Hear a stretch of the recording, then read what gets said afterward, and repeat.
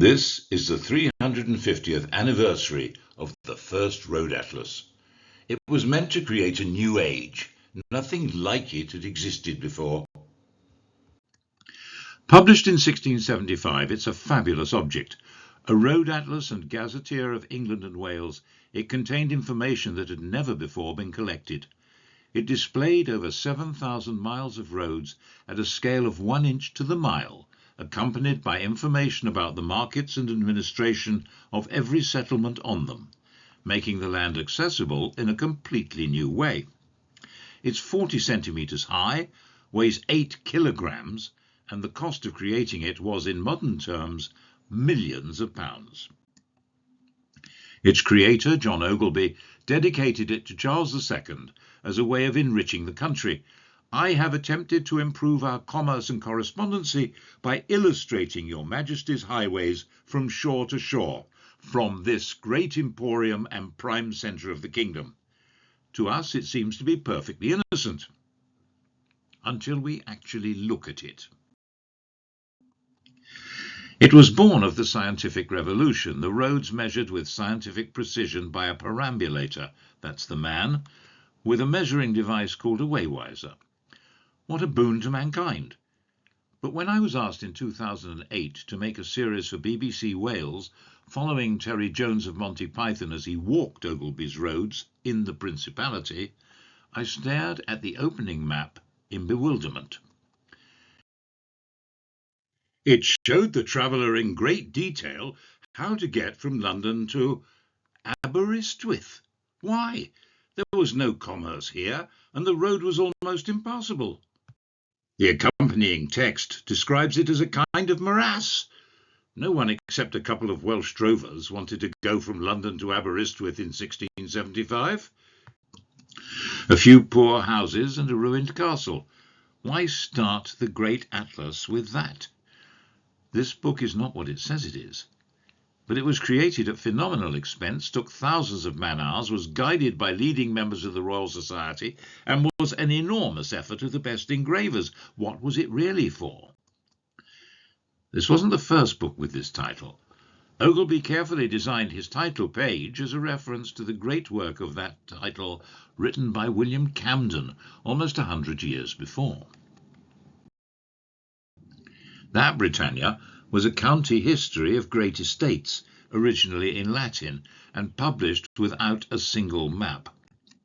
The English maps that were published before Ogilby were county maps, tapestries of lordship without roads. This is John Speed's map of the West Riding from 1612. Whatever it was for, it was not to help anyone find their way over the land. It shows rivers, parks, towns, and boundaries. If you didn't know how to get from York to Leeds, this wouldn't help. These two places are shown as settlements on rivers with no overland connection at all. I've circled them in yellow so that you can find them.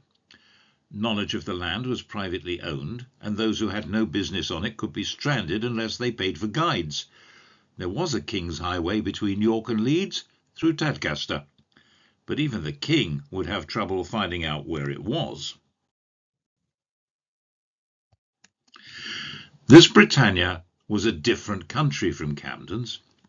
The Civil War had swept away the past with a higher death rate than any British war before or since. History and authority were overthrown. Britain had dared cut the head off its king and abolish monarchy.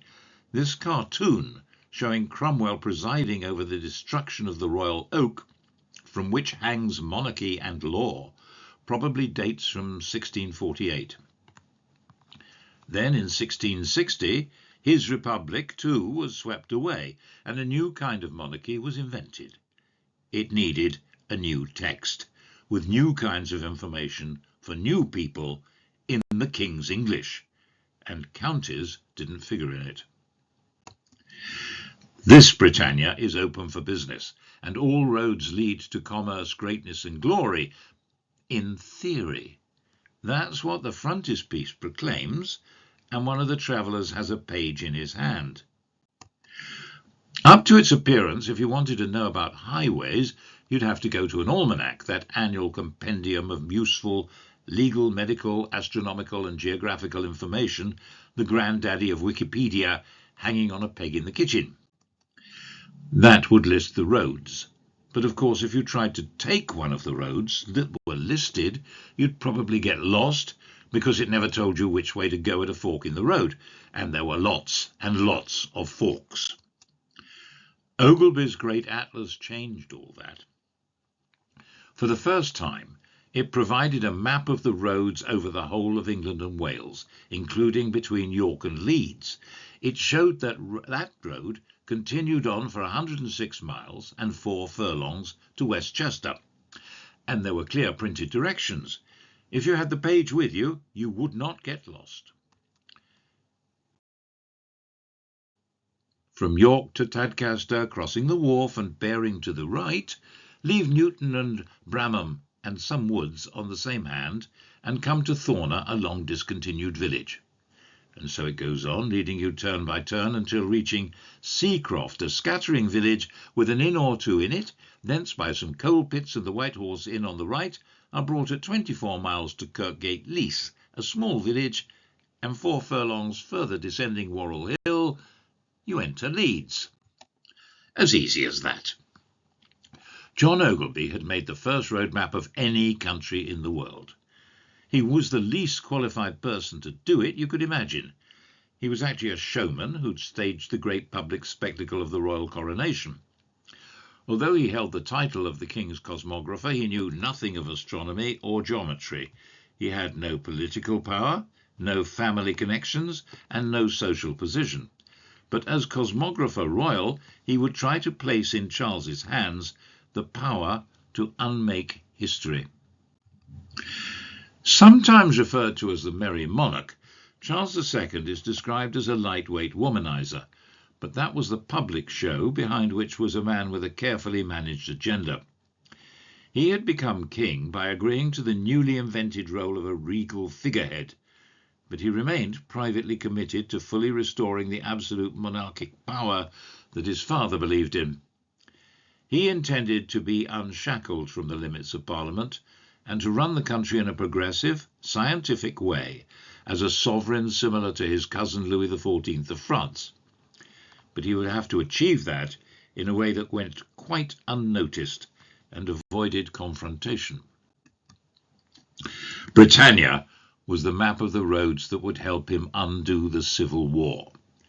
That was its stated purpose, reviving and propagating the great soul of the world, commerce and correspondency, in maintaining privileges, encouraging industry, and inciting the whole kingdom to a noble emulation of recovering a pristine splendour, establishing a present greatness, or laying foundations of a future glory. The idea was that this would be under a glorious sovereign, Britannia's own son king. That's why the frontispiece shows Britannia under the military control of a royal bastion. And over the gate are images taken from portraits of the king and his father, with the restored Charles II showing off his future kingdom to the martyred Charles I. But to restore royal power would require dexterity and subtlety. Charles II knew that at the Restoration his position and his kingdom had been insecure. The meaning and feeling of majesty had been lost and largely forgotten after his father's execution. He'd been asked to return from exile and assume the restored throne after the Republic collapsed, but the magic of kingship had evaporated. Britain was full of different ideas about the future in a population that had lost traditional respect for authority. The first thing he needed was to put on a spectacular demonstration of the appearance of monarchy, so that his presence transformed the very quality of the air around him. This was entrusted to Ogilby. He'd been an exact contemporary of Charles I, and when he was 19 he was hired as a dancing master to the then heir to the throne. He later became master of the revels in Dublin. He was a dancer, a poet, an unwavering believer in the metaphysical authority of true kingship, and he was a theatrical producer. A producer, as I well know, has only one job: to make everyone he touches fall completely in love with the show he's putting together, to surrender to it. John Ogilby was given a free hand to create Charles II's coronation as a theatrical event on an astonishing scale, a stupendous courtly masque that took over the entire city of London. He created the performance of a new kind of kingdom. The very air that people breathed was changed as the fountains ran with wine. The dry oxygen of Puritan utility was perfumed with the intoxicating magic of royalty that had been banished by the Commonwealth and now swept through London. Ogilby set out to stun the city with an unforgettable, dazzling statement that made it extremely hard, perhaps impossible, to believe that civil war could ever return or royal authority be doubted. You're looking here at just 1/20th of the procession. And please notice the specially built arches. There were 4 of them, each 100 foot high. They were performance spaces, stages for actors and musicians to display the majesty of majesty as the king and his entourage wound their way to Westminster. Every arch carried the message in sculpture, music and speech of the Stuarts' place of triumph in the cosmic masque of history. This was the foundation on which Charles II was to build his kingship. This was the manifestation of all he believed in a coronation process designed by a showman, and Ogilby published and sold the souvenir program. To understand what Ogilby was really doing, to understand his Britannia, you need to know who he really was. He worked very hard at making that impossible. John Ogilby, who worked for him, collected notes on the lives of his contemporaries, and the story he put together was that Ogilby was the son of an Edinburgh tailor who moved to London and ended up in a debtor's prison. Ogilby said that he won a lottery when he was 12 and so was able to get his father out of jail and buy an apprenticeship to a dancing master. Parts of the story may be true, but Aubrey was suspicious of the man he called a cunning Scot. His birthplace was known only to his astrologer Elias Ashmole, who recorded his horoscope in cipher after his subject was dead. It says that he was born not in Edinburgh, but Killymuir, north of Dundee, the seat of the Earl of Airlie. That may explain how a tailor's son ended up with such an impressive coat of arms. It was the same arms as the great Earl of Airlie, head of the clan Ogilvy and one of the staunchest supporters of the Stuarts through the civil wars.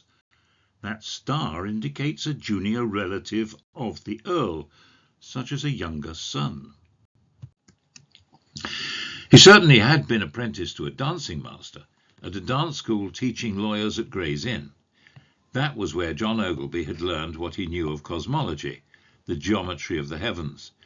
In those days, dancing was compulsory for lawyers, and the dances they learned were a performance of cosmology. It linked law to the structure of the cosmos. Every Saturday through the winter, the Inns of Court held revels, courtly dances. All barristers and students were supposed to attend. When Ogilby was apprenticed, dance was at the heart of the law and social order. The whole cosmos was seen as a single living system whose laws passed down from heaven to earth through divinely appointed rulers, and those were the same laws that governed the movement of the moon and the planets. The ritual of dancing, what were called the old measures, was said to be how lawyers physically participated in the inner law of the world, which governed men and nature. The common law, they were taught, was not invented by kings or parliaments. It was the law inherent in the world from time immemorial, which lawyers learned to understand and interpret. The same laws that kept the stars in their courses gave power to princes and meaning to agreements. The commonwealth and common sense, the common man and the commons of England, formed a harmony with the heavens themselves. The royal court and courts of justice stepped together to the tune of the music of the spheres. John Ogilby turned out to be a major dance talent. In fact, when he was 16, he took over the school where he worked. Through dance, he had learned and was teaching the cosmological underpinning on which the law had been built. That connected dance to majesty. Dancing was more admired at court than any intellectual or artistic gift. It was associated with beauty and also with morality and with being in harmony with the world. This intimate connection between dancing, morality and law meant that it also provided a foundation for political authority. The lawyer could learn through the dance to understand the mind of God. Nature, God, and humanity were bound by the same law, and while humans had the power to disrupt it, it would always prevail in the end. This was the understanding of law and polity which young Ogilby imbibed at Gray's Inn, and it remained with him for the rest of his life.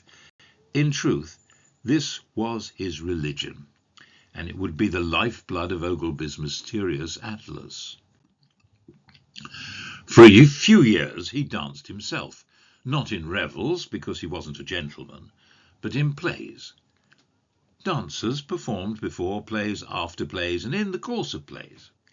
And somehow the sight of his performances, his physical beauty, and his evidently growing reputation meant that by 1619 John Ogilby was dancing for this most courtly of all courtiers, the Marquis of Buckingham, in front of James I. James was in love with Buckingham. To have captured his attention was a huge achievement. It was said that everything Buckingham did was admired for the doer's sake. Buckingham was celebrated for his high leaps, and it was snarkily said that he jumped higher than ever Englishman did in so short a time, from a private gentleman to a dukedom. Perhaps Ogilby could do the same. He was now enrolled in a much more stellar place than Gray's Inn or a London stage. He was in the world of the richest and most powerful people in Britain, great aristocrats and royalty. The Court Masque was a ritualized dance drama, visually brilliant, extravagant and spectacular, whose narrative demonstrated that the king was the fount of order and well-being on a cosmic scale. Although the narrative was expounded in a spoken text, for which professional actors were employed, what was being carried was a musical dance spectacle. At the end, the whole court would dance and become participants in this world of imagined perfection. And now Ogilby was part of it. More than that, he was helping Prince Charles, heir to the throne, perform in a way that would make his father proud. Until, according to Ashmole's horoscope, Ogilby tried to leap too far, literally. He was a star performer, 18 years old, and he crashed to the ground on stage, damaging his leg forever. Permanently crippled, that was his last dance. But Charles danced well, and King James was a happy man. Ogilby had done his job well, and Buckingham would take care to repay the debt. There were now men at the highest level who trusted Ogilby as a delightful and capable teacher and would recommend him. He had learned how to survive in the company of kings, princes and dukes, and even earn their confidence. He could still work as a dance teacher, and his court connections found him a place as a dance master to the most celebrated young warrior in the land, Ralph Hopton. Hopton had personally rescued James's daughter Elizabeth, by then Queen of Bohemia, after the Battle of the White Mountain that began the 30 Years' War.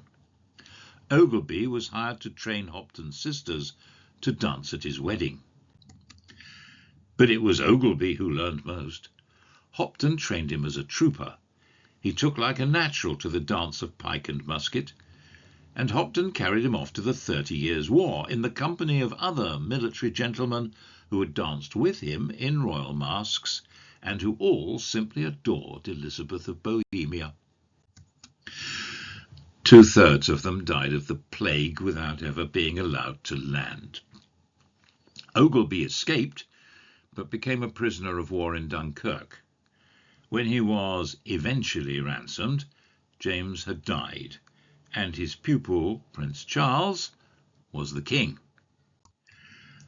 Ogilby joined Buckingham now on an even more doomed expedition. It was a seaborne siege of the Ile de Ré. Even more men died with Buckingham than had perished with Hopton.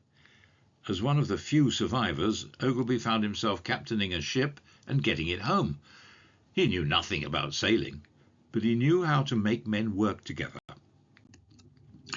And then he was hired by the new Lord Deputy of Ireland, Wentworth, to ride in his entourage as a trooper and teach his new wife and children how to dance. That was when he decided to set up the first theatre in Dublin. And then Wentworth went back to England and was executed, and Ireland erupted in a vicious insurrection. The theatre was turned into a cowshed, and Ogilby was ruined. That's when he became a secret agent. His horoscope reveals in code that he was employed by the next Lord Deputy of Ireland, Ormond. There's no other record of this. No letter, no official report, nothing. He wasn't there as a dance teacher, that's for sure. There was now civil war in England and savage insurrection in Ireland. Ormond's job was to raise troops from the Catholics of South Ireland and deliver them to King Charles's commander in the west, who just happened to be Ralph Hopton. Ogilby was, I believe, the secret agent go-between. His loyalty to Charles was unquestioning. He believed in the law of the dance, which gave proper authority to kings, and which included the dance of pike and musket. But Ogilby's cosmology had lost its celestial footing. Galileo had triumphed, and the music of the spheres had been silenced. Earthly authority was no longer the cosmic centre. That shift had happened even as Ogilby's apprenticeship began. The earth was no longer the centre of creation, nor were its kings. As the world turned upside down, the banqueting house, built for royal masques, became the stage for the execution of the king. Later that year, Parliament banned dancing at the Inns of Court, and John Ogilby began to hunt for a new foundation for the old cosmology. Never mind whether the music of the spheres was out of date. He had learned a moral cosmology, and its foundations must exist here on earth. While savage lawlessness swept Ireland, he was shown the ancient Latin narratives of civil war and destruction, the Aeneid, which resolved chaos and slaughter with the necessary triumph of Augustus, the princeps, autocrat. Instead of teaching that political morality descended from the heavens, it made better sense to entrance people with the epic poetry of Virgil. But there was no complete English translation. Ogilby's solution was unique. He learned Latin to write a translation that conveyed the message he thought the country needed. Living with ancient and modern heroism and disaster, he fled from the collapse of Royalist Ireland, but was shipwrecked and captured. He was travelling with other Royalist agents, but no one found out who he was, and after he was brought to London in chains, he was set free, penniless. Welcome to Puritan Britain. The king had been executed. The great courtiers who'd been Ogilby's sponsors were all dead or fled abroad. Theatre and dance were banned. Never mind.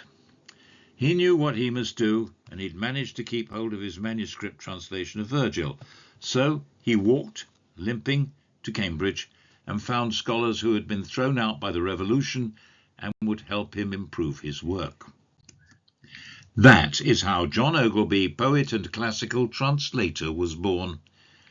This was meant to be a work of cosmological education, teaching the inner law of the world as demonstrated by the iron laws of history. spelt out by Virgil. Laws which would guarantee the return of the monarchy and true authority.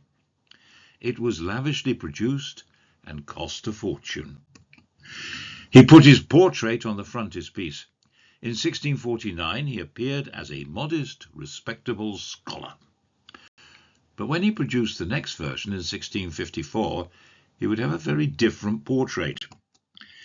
He'd found his true self as a royalist gentleman, and he used his heirly badge in the middle of his name to signal his identity. He couldn't say he'd been a secret agent for the cause, that would be fatal, but he could indicate that he was an heirly, part of the family that was with the Stuarts to the end and was still with them. This linked Ogilby into the conspiracies of royalist aristocracy. He became a kind of literary guru, advising concealed machination rather than the danger of open rebellion against Cromwell. The royalists looked helpless, but had time and natural law on their side. He demonstrated that Virgil contained their message of hope, and that they could be bound together by owning a copy of this text in a huge, beautiful, heavily illustrated translation. This grand book, to which the quiet grand conspirators would subscribe, was a completely new kind of object. Its place was in a newly invented space, the library room of a great house, with books for the first time not kept in boxes, but sitting upright on shelves, showing off the intellect and wealth of their owner. Ogilby was shaping a new culture, designed to replace insolent Puritanism with a high aesthetic. He hired the best graphic artists, he imported the finest paper from France, he set up his own press to control the whole process. Ogilby had never been a ladies' man, but he needed to marry for money. Like some other printers, he chose a wealthy elderly widow. By sheer force of determination, he mastered printing, publishing, bookbinding, marketing, and he made a fortune. Again. Virgil's text demonstrated how political history is shaped by the world's inner moral structure. But it would be better to add a greater authority, Homer's, and Homer wrote in Greek. There were translations, but they didn't clearly convey the message that he wanted, so Mr. Ogilby the poet wanted to learn Greek to make a more carefully shaped translation of the Iliad. A challenge. He was 52, but he was told the stars were propitious. So he simply sat down and learned the language, and then produced his massive translation. It was hugely impressive, and it had a very clear purpose. Each illustration was dedicated to an oppressed royalist supporter. They would discover the Iliad as an essay on the authority of kings and the wickedness of rebellion. Ogilby's Homer believed in the divine right of kings and demonstrated it. When the Restoration happened, Ogilby had already embedded the royal throne at the heart of modern and classical civilization. Charles hoped Ogilby could even win over the Irish and reappointed him master of the revels there. He built a new theatre in Dublin. He put on the first play by an English female author in any professional theatre, with 2 remarkable female lead actors. It transferred to London, and so did he, coming back to his printing house and offering his stupendously expensive books as lottery prizes. And then it all went up in smoke.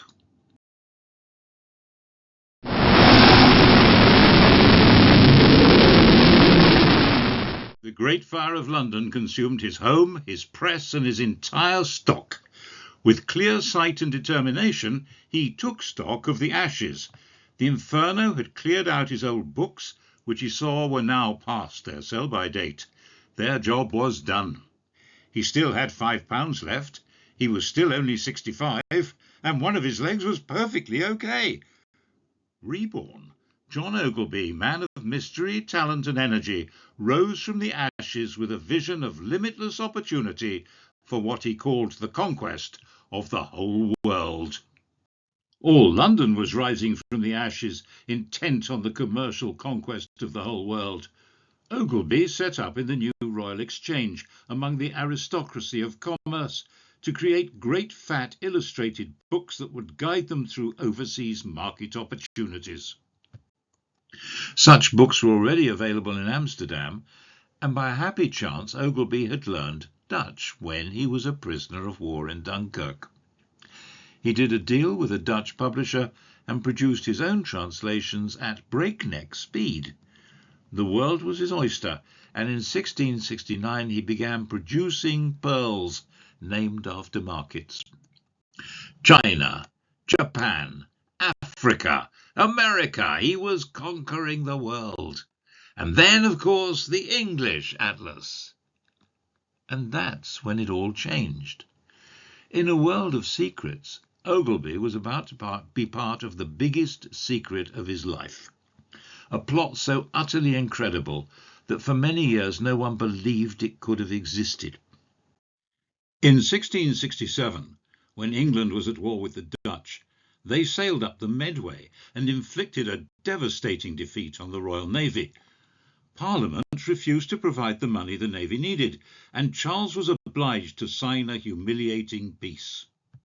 The stern of the captured English flagship, HMS Royal Charles, is still on display in Amsterdam.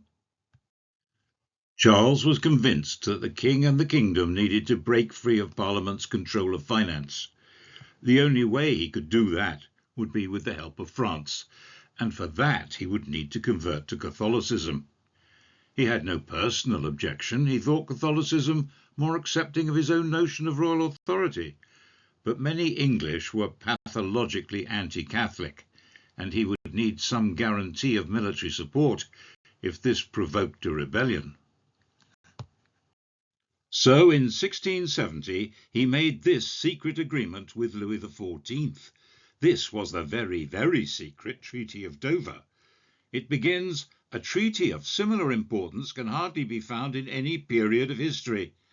Incredibly, Charles agrees here to convert to Catholicism, and Louis agrees to provide him with all the income to run Britain. Charles will be able to change the result of the Civil War, getting rid of Parliament completely. And if the English rise up against their new absolute ruler, Louis will send a French army to crush them. Merry England was just a masquerade. Bringing in an invasion needed massive planning. The French army would need more than an almanac. Charles had to provide a step-by-step guide. Where could they be landed? How could they move around? That meant a new kind of map, with precise details of the roads, plus a description of the political and economic structure of all the towns and corporations that Charles would have to control. He needed something like a new doomsday book.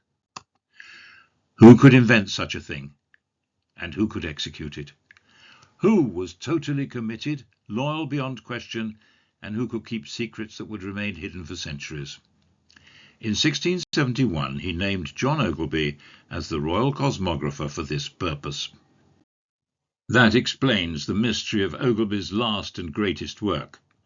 Why Aberystwyth? Britannia's dedication mysteriously says, "I present your sacred majesty with an important novelty, the scale of peace and war, with pregnant hints of security."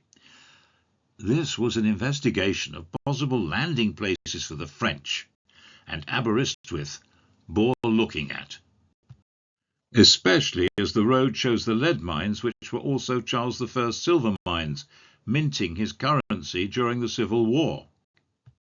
The key to its real meaning was that frontispiece. It looks like a celestial celebration of the arrival of road maps to guide the capital's travellers through this prosperous land. In fact, it's a coded essay on the book's real goal. For example, examine those people with a globe down on the corner. They've instruments for surveying, and they look startled. They would be. It shows Europe and Africa with the British Isles, but East and West are reversed. Ireland is east of England.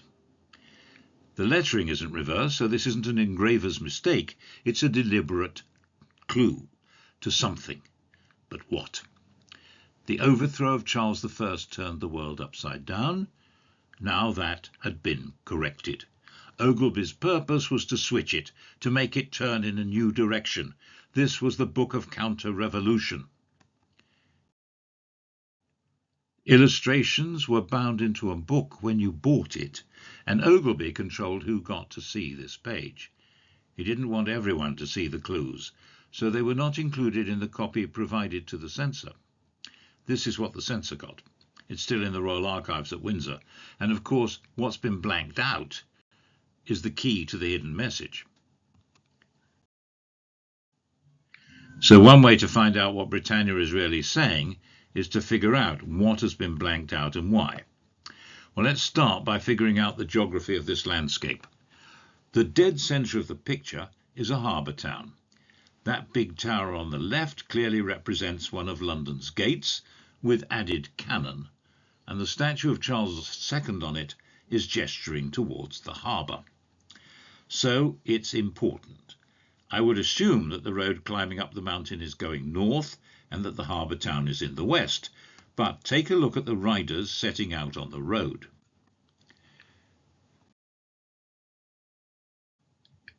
They've got a sheet of paper that's been blanked out. It shows, in reality, that north is behind them. So that harbour on their left is actually on the east coast. Flipping east and west is a theme here, as we saw on the globe. That's been blanked out for the censor too, of course. This frontispiece is all about flipping reality, changing direction. Now, take a closer look at the walled harbour in the dead centre of the picture. It looks like it's on the west coast, but we know from the message of the globe and the traveller's map that it's on the east. Its position says that it's the heart of the message,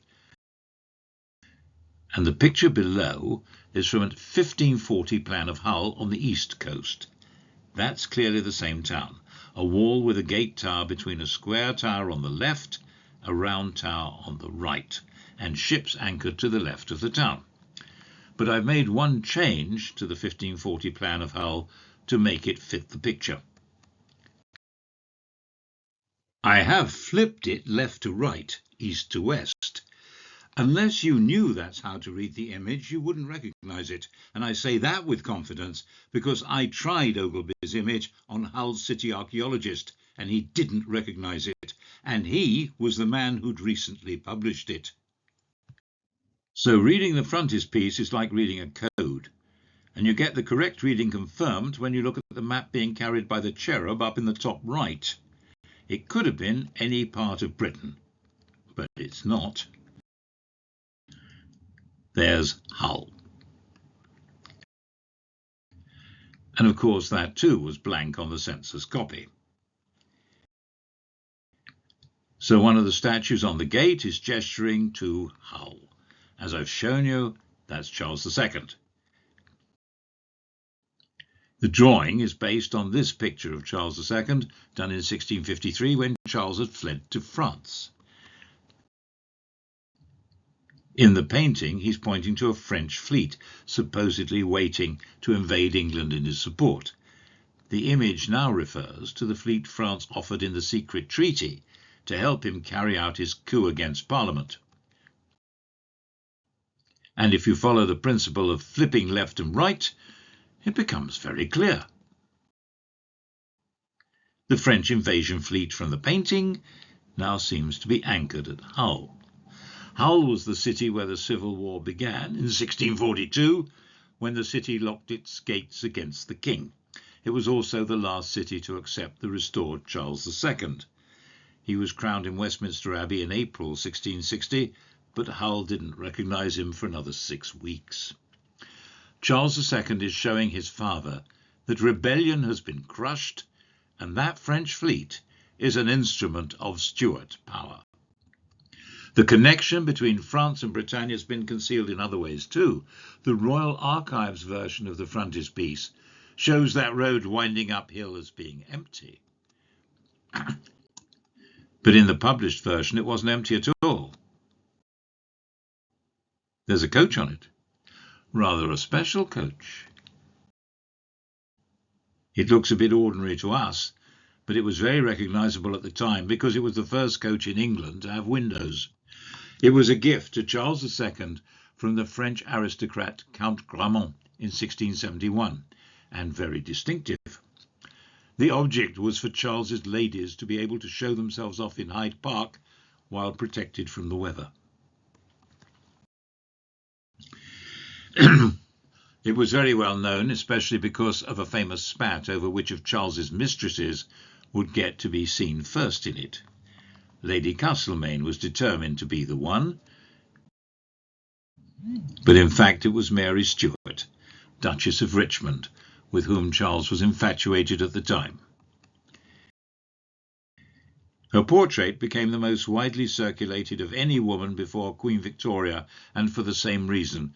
She was quite literally on the money.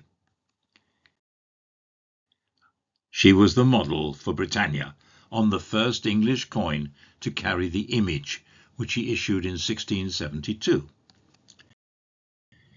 It imitated this Roman coin, struck in 143 AD to commemorate the suppression of a rebellion in Britain.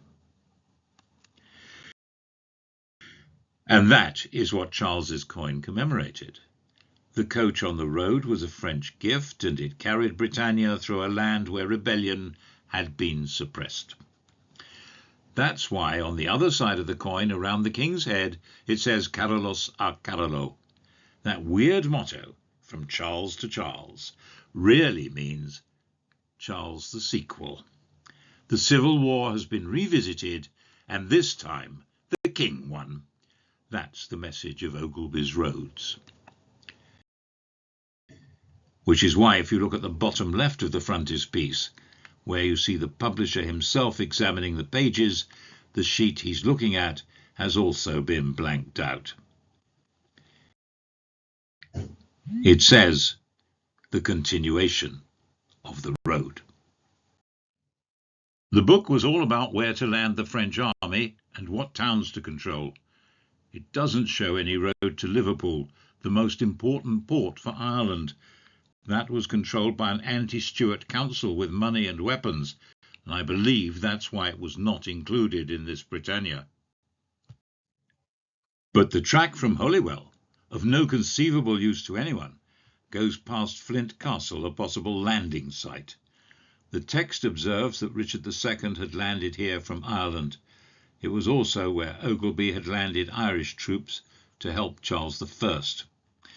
This was a planning document for restoring Britain to the way it would have been if Charles I had won. Britannia is the map of a country yet to be created, its roads still to be travelled, the completion of the Stuart family project. And it worked, without provoking an uprising that needed the French army. Now that the land was only to be known as a set of routes, Ogilby had invented a powerfully controlling way of revealing it. The modern equivalent of Britannia now manages almost every road journey made, travelling through anonymised space which remains unrevealed to the traveller, who's entirely in the mapmaker's hand. This means that it's become possible for Google to conceal, for example, the large nuclear airbase near Eindhoven. In concealing Liverpool, Ogilby gave the impression that the way to Ireland was from Chester, which was actually silted up. That was why when William III wanted to ship an army from Chester to Dublin in 1689, he had to be told that Chester had no large ships, just a few barks for coasting. There was a place called Liverpool, on the other hand, that had 50 or 60 good ships of 50 to 200 tons. It just wasn't on the map. In fact, Charles managed to swerve around Parliament using French subsidies and careful management, and the military option in the secret Treaty of Dover was never called upon. By the time he died, all opposition to him had been crushed, the corporate structure of every single town listed in Britannia had been changed to install loyal men, Parliament had been put away, taxes had been replaced by French grants, and the crown was passed to a Catholic monarch. and Charles had managed it without provoking any rebellion at all. Ogilby had delivered what was needed. It was just that Charles's successor, James, couldn't handle it. But this story of the meaning of Britannia, Volume 1, has been kept a secret from then until now.